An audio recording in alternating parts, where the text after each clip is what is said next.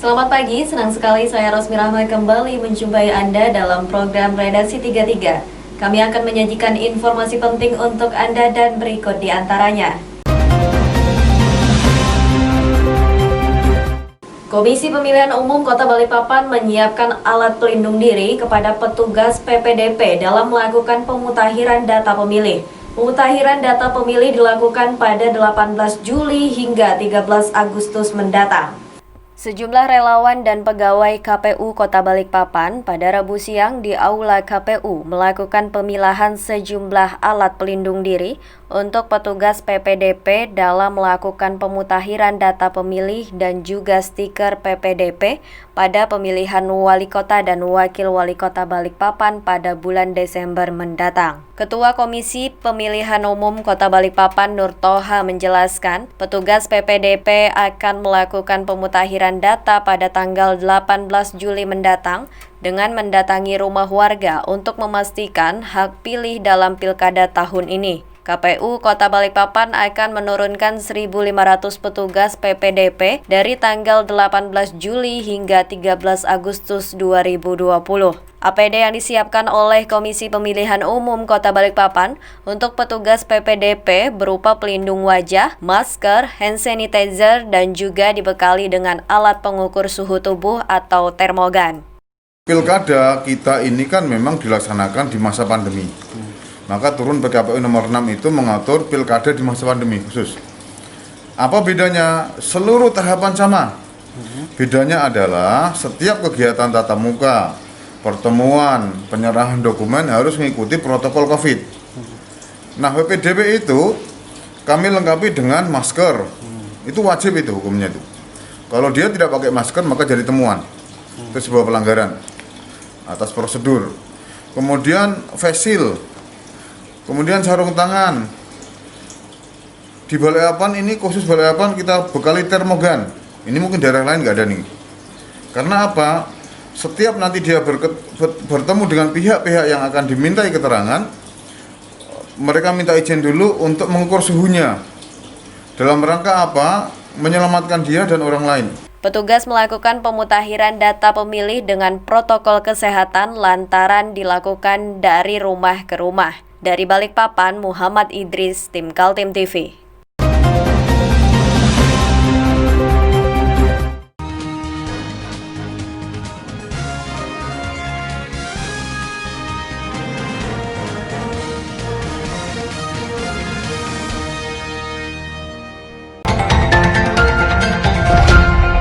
Kepala Kejaksaan Tinggi Kaltim Deden Riki Hayatul Firman mengatakan masih memproses kasus penambangan batu bara di kawasan Taman Hutan Raya Bukit Soeharto.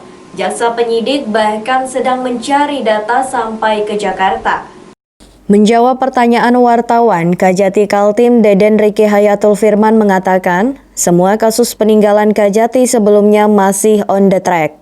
Diakui ada keterlambatan penyidikan karena terhalang dengan situasi pandemi COVID-19. Namun setelah new normal sekarang ini, Kajati berjanji untuk melanjutkan kasus-kasus yang sempat terhenti. Ya COVID lagi itu, kenapa berhenti itu ya karena COVID. Nah sekarang pokoknya semua yang kena COVID kemarin karena sudah new normal sekarang panggilin lagi. Salah satu kasus yang ditangani Kejaksaan Tinggi peninggalan dari Kajati sebelumnya adalah penambangan batu bara di kawasan Tahura Bukit Soeharto. Kejaksaan Tinggi sudah menetapkan seorang tersangka berinisial Har, Direktur Sevejar, namun Kajati mengakui tidak dilakukan penahanan terhadap tersangka. Terkait dengan kasus tambang kemarin Pak yang di Tambang mana? Sevejar. Sevejar. Sudah ada satu tersangka. Oh, yang Hartono. Ya. Kita sudah lagi jalan, penyidik juga sudah meriksa ke Jakarta, sudah berangkat ke sana minggu kemarin. Nanti hasilnya kita ekspos minggu depan. Terus tersangkanya Pak? Satu. Apakah ada penambahan lagi tersangka? Sementara satu. Tapi diduga berarti ada penambahan lagi kira-kira? Ya kemungkinan nanti hasil pemeriksaan saksi bagaimana ya. Jadi tersangka sekarang sudah ditahan atau belum Pak? Belum. Mencegahnya biar nggak kabur gimana Pak? Takutnya dia kabur nih selama ini belum ditahan Pak. Dicekal lah. Dicekal ya? Yes. Ini ada pengawasan. Oh iya. Tim Kaltim TV, Hardin melaporkan.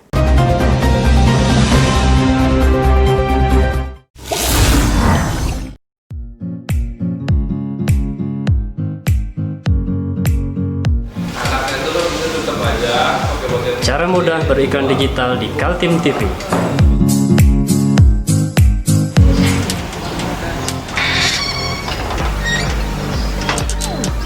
Yang pertama, jadilah sahabat Kaltim TV.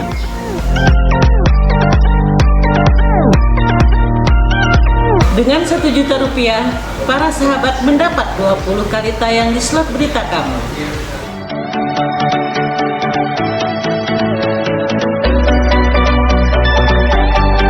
Dengan 20 detik dapat menjangkau 20.000 penonton. Anda beruntung karena mendapat kesempatan perdana dari kami. Ayo jadilah sahabat Kaltim TV.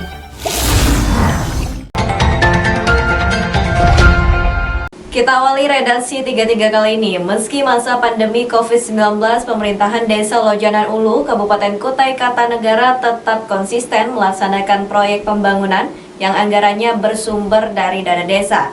Di antaranya bedah rumah, semenisasi jalan, dan pembuatan drainase. Pekerjaan tahap 1 sudah selesai, mengungkapkan rasa syukur Kepala Desa bersama Ketua Badan Pemusyawaratan Desa dan unsur Babinsa mengundang warga bersilaturahmi sekaligus juga mendekatkan hubungan pemerintah dengan warga.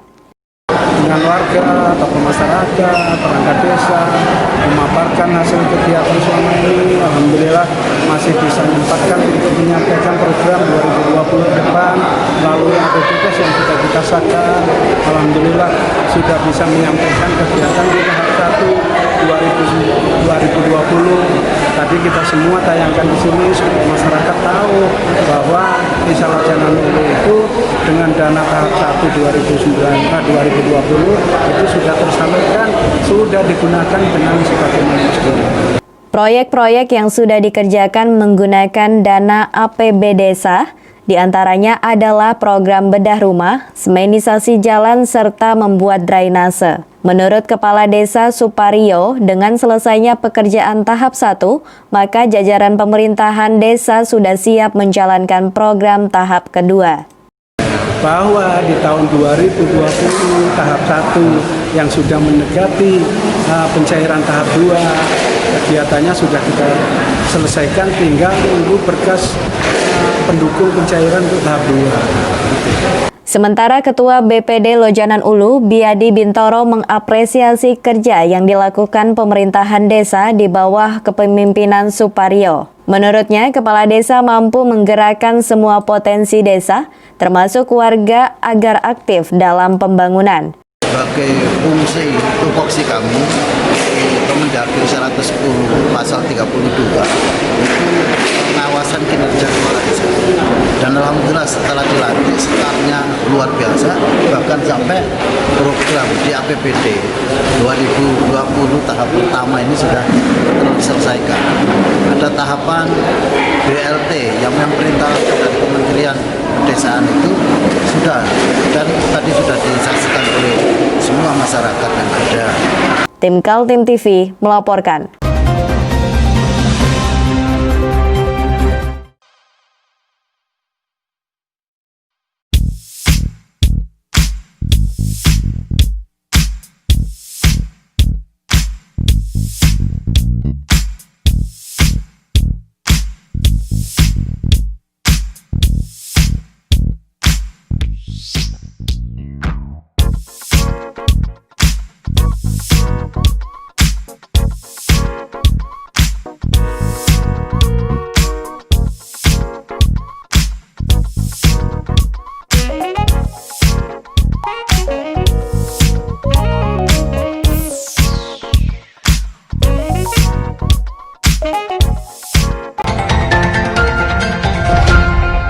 Kita beralih ke informasi selanjutnya. Wakil Gubernur Kaltim Hadi Mulyadi positif tertular virus corona. Dia baru mengetahui terjangkit setelah dilakukan tes swab dengan hasil terkonfirmasi positif.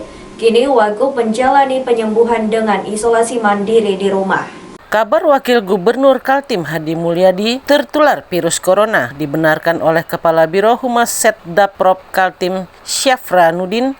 Menurut Kepala Biro Humas Wakil Gubernur diketahui tertular virus corona setelah dilakukan swab. Dari swab itu hasilnya dia terkonfirmasi positif sehingga langsung mendapat penanganan dari tim medis. Assalamualaikum warahmatullahi wabarakatuh. Pertama-tama kami sampaikan yang benar informasi bahwasanya Bapak Wakil Gubernur Kaltim Bapak Hadi Mulyadi diketahui terpapar virus corona, namun kategorinya ringan sehingga beliau sekarang dengan keluarga melakukan isolasi di rumah dalam keadaan sehat dan tidak ada apapun kondisi. Cuma saat dilakukan swab baru mengetahui adanya gejala virus corona itu. Sekarang pemeriksaan terus dilanjutkan dan di kantor gubernur dilakukan penyemprotan desinfektan agar virus corona tidak menyebar di kantor gubernur. Demikian, makasih. Pemprov Kaltim sudah mengambil langkah antisipasi dengan melakukan penyemprotan disinfektan di berbagai ruangan kerja Wagub dan juga ruang-ruang lainnya. Selain itu dilakukan tracing terhadap orang-orang yang terduga melakukan kontak erat. Tim Kaltim TV melaporkan.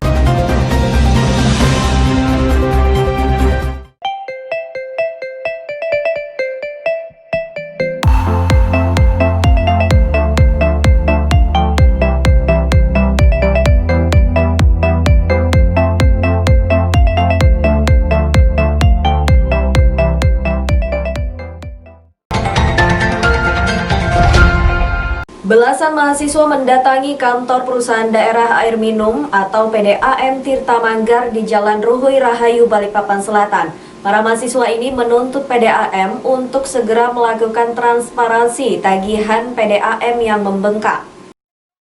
Belasan mahasiswa dari Himpunan Mahasiswa Islam Cabang Balikpapan melakukan aksi demonstrasi di kantor PDAM pada Rabu siang di Jalan Ruhui Rahayu, Balikpapan Selatan. Orasi dilakukan oleh mahasiswa di depan kantor PDAM Tirta Manggar, Balikpapan untuk melampiaskan kekecewaan dengan membakar baju sebagai bentuk kekecewaan atas kinerja PDAM Tirta Manggar, Balikpapan. Kedatangan para mahasiswa ini mengajukan 3 tuntutan untuk dipenuhi PDAM. 3 tuntutan yang diajukan ke PDAM diantaranya, PDAM diminta untuk segera melakukan transparansi tagihan PDAM yang membengkak di masyarakat hingga 100%. Kemudian menggratiskan pengadaan pipa induk PDAM yang selama ini dibebankan ke masyarakat dan juga mendesak PDAM untuk melibatkan masyarakat dalam pembahasan kenaikan tarif PDAM. Jadi sesuai terangkan hasilnya tadi ada beberapa tuntutan, ada beberapa hal yang kemudian kami ajukan ke PDAM.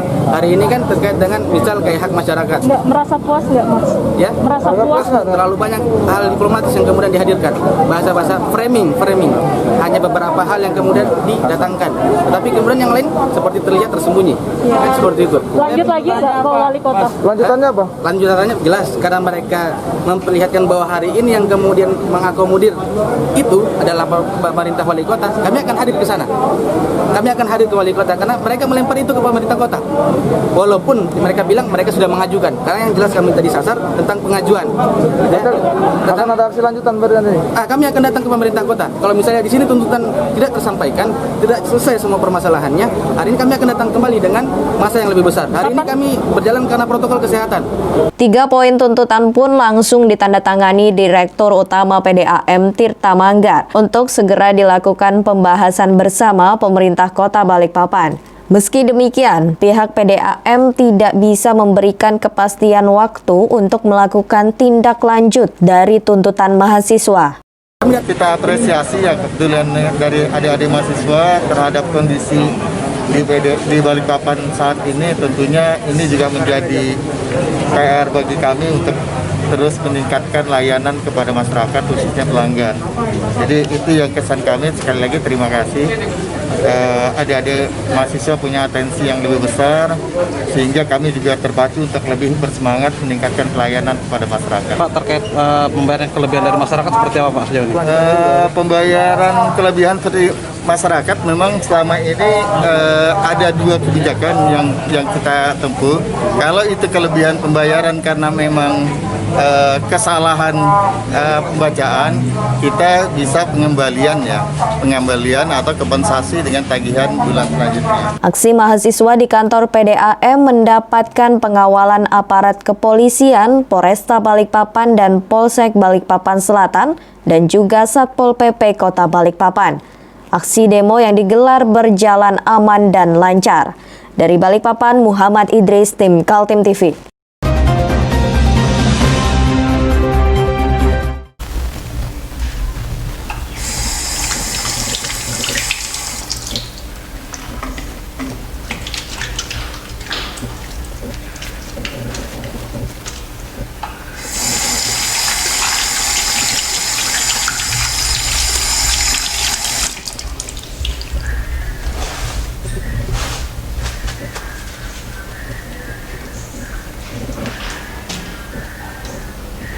Meskipun di rumah saja, kita tetap selalu menjaga kesehatan, cuci tangan, menggunakan hand sanitizer. Ingat, mulailah dari diri sendiri. Penjualan hewan kurban tahun ini dinilai sepi oleh pedagang. Animo masyarakat masih tinggi, hanya daya beli yang kurang. Menjelang Hari Raya Idul Adha, penjualan hewan kurban di Kota Balikpapan lesu di tengah pandemi COVID-19. Hal tersebut disampaikan oleh pedagang hewan kurban di kawasan Jalan Indar Kila, Balikpapan Utara, Pasar Rabu pada 15 Juli 2020 siang. Hewan kurban sapi yang banyak didatangkan dari Palu dan Pulau Jawa untuk memenuhi kebutuhan masyarakat Balikpapan pada Hari Raya Idul Adha tahun ini. Pedagang hewan kurban Muhammad Abduh menjelaskan, pada tahun ini animo masyarakat masih tinggi, hanya saja daya belinya menurun. Pada tahun ini hewan kurban lebih banyak yang dicari dengan harga di bawah 20 juta rupiah, berbeda dengan tahun lalu lebih banyak yang dipilih dengan harga di atas 20 juta rupiah. Untuk beberapa hari terakhir, sapi baru terjual sebanyak 70 ekor. Alhamdulillah animo masyarakat masih tinggi ya. Ya saya daya belinya menurun. Kalau tahun lalu sapinya di atas 20 juta itu lebih banyak cepat laku. Kalau sekarang yang laku di bawah 20 juta harganya. Artinya sapi-sapi yang kelas menengah ke bawah. Adapun animonya masih sama. Biasanya H-7 dia lebih tinggi lagi.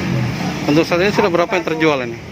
Karena di angka 70 ekor lebih. Berapa? Masih 70 ekoran. 70 ekoran ya. Itu sapi didatangkan dari mana ya? Sapi dari Palu. Dari Palu ya. Iya. Ada yang dari Jawa juga. Mas, untuk perhitungannya seperti apa sih Mas? Tadi kan di depan ada per kilo itu ya? Ya kalau kami jualnya pakai sistem timbang hidup. Jadi ini ada timbangan. Jadi konsumen juga tinggal datang pilih sapinya, nanti kita timbang. Berapa bobotnya tinggal dikalikan 75.000 rupiah. Para pedagang berharap pada H-7 Idul Adha kemungkinan penjualan hewan kurban akan kembali bergairah. Dari Balikpapan, Muhammad Idris, tim Kaltim TV.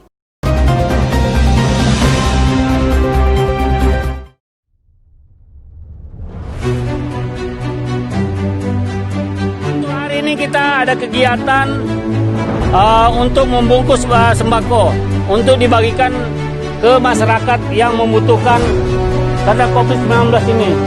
Semoga kita sukses semua. Harus kerjasama yang bagus.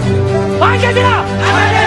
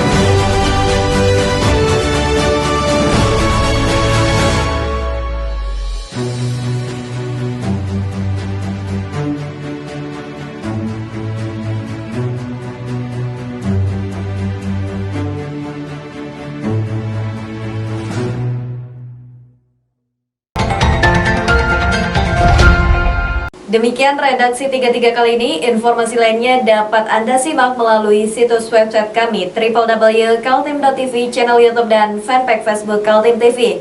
Saya Rosmi Rahma bersama kerabat kerja yang bertugas pamit undur diri. Sampai jumpa.